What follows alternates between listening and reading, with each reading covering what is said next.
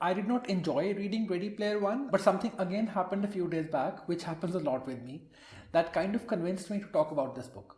So, as most of you would have understood already, I always try to convince people, all the people I meet, to read more and to start reading if they don't.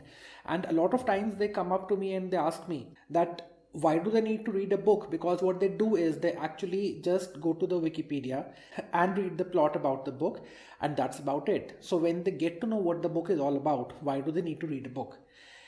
I have always disagreed with this, and I have always tried to convince them that what you have to gain from the book can never be gained from a Wikipedia article or the summary of the book, and I have considered that as a rule. Now, as all rules have exceptions, and exceptions prove the rules, for this rule also I have found an exception. Ready Player One is a book which I have never been able to take a strong stand for. I did not enjoy the book, but if I don't enjoy a book, I do not readily label it as a book that I did not like, because many times you are not enjoying what you are reading, but there's so much take home from that book that you actually are happy that you read that book. So I have not understood till today that does this book fall in that category or does this book fall in the other category. What are the strengths of this book for me? The strength of this book is the idea and the concept on which it is developed, which I think is very much a possibility of our future, because the way we are headed, the way the gap between the poor and the rich is widening, the way the corporates are gaining power and becoming richer and richer and getting all the power they can possibly think of, maybe this is the kind of future that we are headed to. So from that point of view, it is quite a clear depiction of what lies ahead of us. That said, this is not the only book that has tried to do that, but I would not want to decredit this book just because there are other books which talk about the same aspect. The amount of time that we spend now looking at the screens of our phones or our TV sets, and how immersed we are in the digital world and the virtual world today, the world that this book creates is pretty much a possibility. But that said, what did not work for me in the book was the abundance of the pop culture references, which somehow were so superficially put that they had no meaning whatsoever. And I read this book right after The Martian when I was reading it, which was again a book which at times felt like a drag, but that was a different experience because that was science fiction. And science fiction tends to dwell upon the facts a bit too much, just because good science fiction will justify everything that they are imagining and putting across as fiction. So when the lead character was growing potatoes, or he was trying to make the soil ready for plantation, there was a lot of detail that was going on which didn't really work for the plot too well, but you understand why it was being done.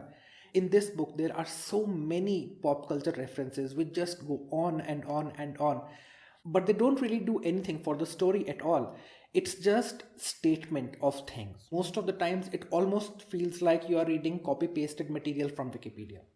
And even whenever the lead character is given a challenge or needs to discover an Easter egg or anything like that, so many times he is asked to recite passages either from TV shows or from movies without any kind of layering in its meaning. Now that kind of read like the problem that a lot of people say they have with the Indian education system, where you are just forced to memorize lines and you're never pushed to understand what those lines mean and what's the significance of those lines. Just that kind of treatment was given to this book over and over again. So the book was quite a drag for me from that point of view. This is the reason why I say that this book is an exception, because if you just go on Wikipedia and just read the plot and the summary of it, I think you're done, because the book will not give you any kind of special or different experience when you sit down to read it. This book actually got a lot of hate, and I can understand with the most of the hate it got, and I would also agree with most of the things that those people say. I will share a few links for those videos below in the description as well, and I'll put those cards also in this video, so you can go ahead and check what those people have to say. But that said, I actually enjoyed the film a lot more than I enjoyed the book, because all those references, when you were able to see them, they just came across a lot better. And also Steven Spielberg is a phenomenal filmmaker. So when he got this raw material, which may have been not the best raw material possible, he did make something out of it, which actually was very entertaining. Some of the sequences were actually quite well done, and I think I've seen that movie more than once. I definitely don't want you to take this book as a recommendation. If you want to read it, fine, go ahead. But don't let this book become an example of something that if you read the summary or the plot of a book, you don't need to read the actual book, because every book is not like this. A lot of books have a lot of juice and a lot of meat and a lot of content and material, which can only be understood and experienced when you sit down to read the text and not read the summary. And I will end my statement here. So, what books have you been reading, or what books are you planning to read? I'm pretty excited to pick up Dracula because it's February, and February is my October.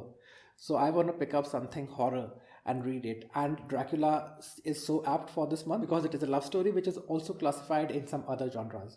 I'll be putting up a video for that hopefully very soon. And until then, guys, keep reading. Cheers.